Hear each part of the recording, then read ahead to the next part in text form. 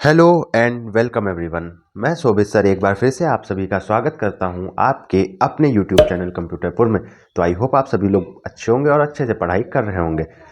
तो हम आप सभी को पता है हम लोगों का अपना वही टॉपिक चल रहा था, अनेक शब्दों के लिए एक शब्द। कोई न्यू टॉपिक स्टार्ट नहीं हुआ था जिसमें ही हम लोगों के वीडियोस चल रहे थे। ठीक, तो टॉपिक लिखा नहीं गया लेकिन आप सभी को तो याद हो ही गया होगा, अनेक शब्दों के लिए एक शब्द, जिसमें हम लोगों ने कहाँ तक देखा था। लास्ट वीडियो में हम लोगों ने चा और छा पे देखा था।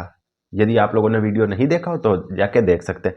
तो चा और छा पे हम लोगों ने लास्ट वीडियो पे देखा था। तो इस वीडियो में हम लोग जा और झा और टा तीन को कंप्लीट करने की कोशिश करेंगे। ठीक, तो चलिए बिना किसी देरी के वीडियो को स्टार्ट करते हैं। तो फर्स्ट है जन्म से अंधा। क्या है? जन्म से अंधा, ब्लाइंड फ्रॉम बर्थ, ये कह सकते हैं। अर्थात जो व्यक्ति जन्म से अंधा उसे क्या कहते हैं? जन्मांध। क्या है? जन्मांध। जन्म से अंधा व्यक्ति क्या कहलाता है? जन्मांध। तो चलिए नेक्स्ट देख लेते हैं, ये आप सभी को समझ आ गया होगा। तो नेक्स्ट है हम लोगों का अन्न को पचाने वाली जठर की अग्नि।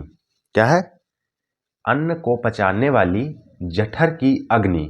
अन्न नहीं लिखा है, जठर की अग्नि से लिखा गया है। आप लोग वॉइस पे ध्यान दिया कीजिए क्योंकि अलग चीज बोली जाती। अन्न को पचाने वाली जठर, जठर का अर्थ होता है पेट की अग्नि, तो उसे कहते हैं जठराग्नि। क्या कहते हैं? जठराग्नि। तो जठर की अग्नि जो भोजन को पचा दे, अर्थात अन्न को पचाने वाली जठर की अग्नि क्या कहलाती है? जठराग्नि। ठीक, यहाँ तक आप सभी लोगों को हर चीज क्लियर होगी। तो चलिए नेक्स्ट देख लेते हैं। नेक्स्ट है जल में जन्म लेने वाला। क्या है? जल में जन्म लेने वाला उसे कहते हैं हम लोग जलज। क्या कहते हैं? जलज। और एक और यहाँ पे टर्म होता है जो जरायु से जन्मता हो। जरायु, जरायु कहते हैं हम लोग इंसानों को, विविपेरस। ठीक, विविपेरस होता है जरायुज। तो आप लोग इतना ध्यान रखिए, जल में जन्म लेने वाला जलज, और जो जरायु से जन्मता हो अर्थात ह्यूमन का हो या आपका चिंपैंजी हो, हाथी हो, घोड़ा हो, गधा हो, गाय हो, अरे मैमेलियंस आप समझ सकते हैं, स्तनधारी, स्तनधारी सब आते हैं। ठीक, फिर चलिए नेक्स्ट देख लेते हैं। नेक्स्ट हम लोग का जो यान जल में चलता हो। क्या है?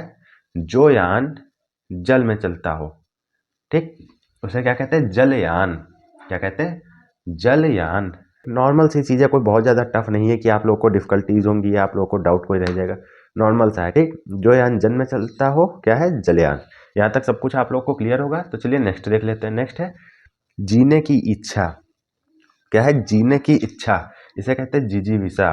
क्या कहते हैं? जी जी विषा। पहले छोटी की मात्रा, फिर बड़ी की मात्रा, फिर छोटी की मात्रा, उच्चारण समझिए। जी जी विषा, जी जी विषा, जी जी विषा। क्या कहते हैं? जीने की इच्छा क्या कहलाती है? जी जी विषा। ठीक, आप लोगों को ध्यान ये कर लेना, इसमें इतना तो ध्यान हो जाएगा आप लोगों को, जीने की इच्छा क्या कहलाती है? जी जी विषा। परंतु आप लोग इतना काम करिएगा, एक छोटा सा वर्क, टफ कोई वर्क नहीं है, इसको एक बार आप लोग फोटोग्राफिक मेमोरी में अपनी सेव कर लीजिए। ठीक, इसलिए क्योंकि इसका उच्चारण भी जान जाएंगे, आप जान भी जाएंगे, परंतु इसका इतना उल्टा सीधा जैसे कवियत्री वाला केस में हुआ था वैसा ही इसका क्वेश्चन पूछा था, तो लोग कंफ्यूज हो जाते हैं। तो इसलिए जान लीजिए कब छोटी की मात्रा है, कहाँ पे बड़ी की मात्रा है। तो ये चीज़ जानना आप सबके लिए बहुत ही ज़्यादा जरूरी है। तो जीने की इच्छा क्या कहलाती है? जी जी विषा।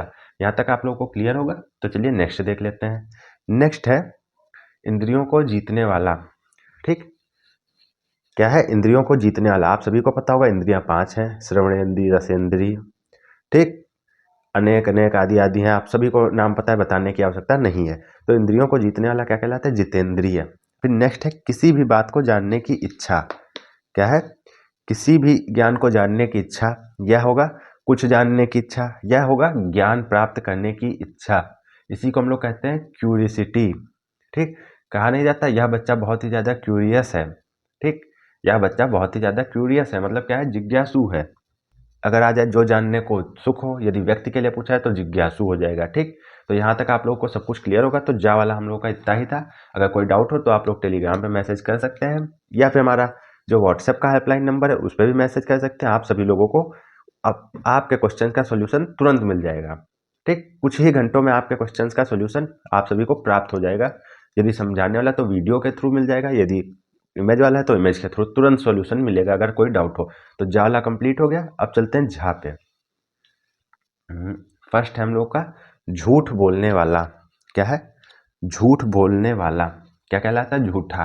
ये भी कोई बताने की चीज़ है या फिर ये कोई याद करने की चीज़ है?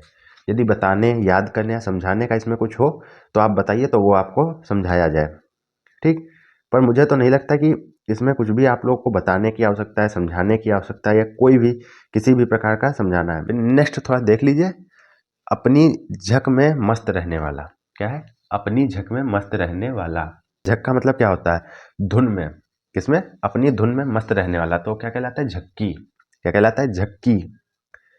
ऐसे व्यक्ति को क्या कहते हैं? कि फला व्यक्ति तो बहुत ही ज्यादा झक्की है। क्या है? फला व्यक्ति तो बहुत ही ज्यादा झक्की है, मतलब क्या है? अपनी धुन में रहता है, मस्त रहने वाला है। नेक्स्ट है झमेला करने वाला। क्या है? झमेला करने वाला, तो उसे कहते हैं झमेलिया। क्या कहते हैं? झमेलिया। आप सभी लोगों ने सुना होगा कि फला व्यक्ति तो बहुत ही ज्यादा झमेलिया है। क्या है? फला व्यक्ति तो बहुत ही ज्यादा झमेलिया है, मतलब बात बात पे झमेला कर देता है। तो झमेला करने वाला व्यक्ति क्या कहलाता है? झमेलिया। ठीक, झमेला करने वाला व्यक्ति क्या कहलाता है? झमेलिया। ठीक, फिर नेक्स्ट है कांटेदार झाड़ियों का समूह। क्या है? कांटेदार झाड़ियों का समूह, तो उसे कहते हैं झाड़ झंखाड़। ये भी कोई बताने की आवश्यकता है? अब इसमें से आप ये सुनिए, फर्स्ट है हम लोग का झूठ बोलने वाला झूठा, सेकंड है झाड़ियों का समूह झाड़ झंखाड़। ठीक, झाड़ झंखाड़।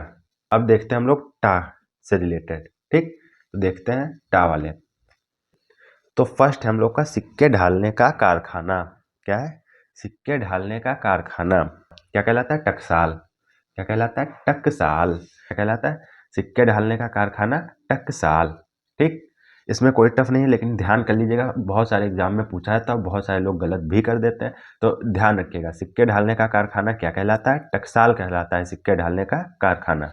ठीक, यहाँ तक आप सभी को सब कुछ क्लियर होगा। फिर नेक्स्ट है बातों को संक्षेप में लिखना।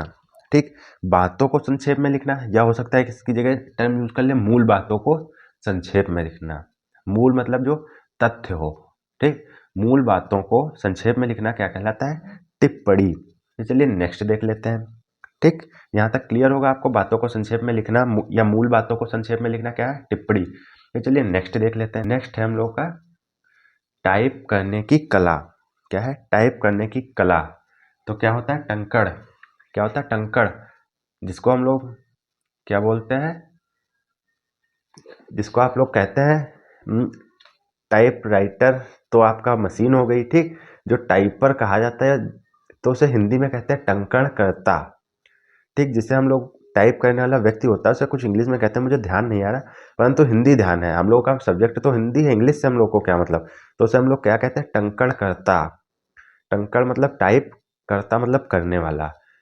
तो टाइप करने वाला क्या कहलाता है? टंकण करता, बताया जा चुका है। इसी तरह से टाइप करने की कला क्या कहलाती है? टंकड़। ठीक, फिर नेक्स्ट हम लोग का जल से घिरा हुआ भूभाग। क्या है? जल से घिरा हुआ भूभाग क्या है? टापू। क्या है? टापू। टापू एक ऐसा स्थान होता है जैसे बीच में ये कोई जल का छोटा सा स्थान, जल का नहीं भूमि का स्थान है। ठीक, भूभाग है, और चारों तरफ से जल ही जल है। अगर आपसे पूछा है टापू क्या है, तो श्रीलंका एक टापू कह सकते हैं, बड़ा टापू है तो देश। टापू बहुत छोटा स्थान भी हो सकता है, बड़ा स्थान भी हो सकता है। ठीक, टापू छोटा स्थान भी हो सकता है, बड़ा स्थान भी हो सकता है। अगर कहा जाए तो श्रीलंका चारों ओर से घिरा है, और भी बहुत सारी जगह हैं जो चारों ओर से जल से घिरी हो, तो जो चारों ओर से जल से घिरा होता है उसी को क्या कहते हैं? टापू। ठीक, तो चलिए नेक्स्ट देख लेते हैं। नेक्स्ट है हम लोगों का क्या है? किसी ग्रंथ या रचना की टीका करने वाला। क्या है? किसी ग्रंथ या रचना की टीका करने वाला। किसी ग्रंथ या रचना की, या किसी ग्रंथ या रचना पर, दोनों सही है। ठीक, टीका करने वाला क्या कहलाता है? टीकाकार। क्या कहलाता है? टीकाकार। किसी ग्रंथ या रचना पर टीका करने वाला क्या कहलाता है? टीकाकार। फिर नेक्स्ट देख लेते हैं। नेक्स्ट है हम लोगों का किराए पर चलने वाली मोटर गाड़ी। क्या है? किराए पर चलने वाली मोटर गाड़ी क्या कहलाती है? टैक्सी। क्या कहलाती है? किराए पर चलने वाली मोटर गाड़ी क्या कहलाती है? टैक्सी। ठीक, तो आज के वीडियो में हम लोगों ने जा देखा, फिर झा देखा, और फिर टा भी देखा। तो आप सभी लोग बताइए कैसा लगा आप लोगों को आज का वीडियो। अगर अच्छा लगा हो तो वीडियो को लाइक करिए, अगर चैनल पर नए हो तो चैनल को सब्सक्राइब कीजिए, और शेयर करिए अपने फ्रेंड्स के साथ, और बने रहिए ऐसे इंटरेस्टिंग वीडियोस के लिए हमारे साथ। तब तक के लिए जय हिंद, जय भारत, भारत माता की जय।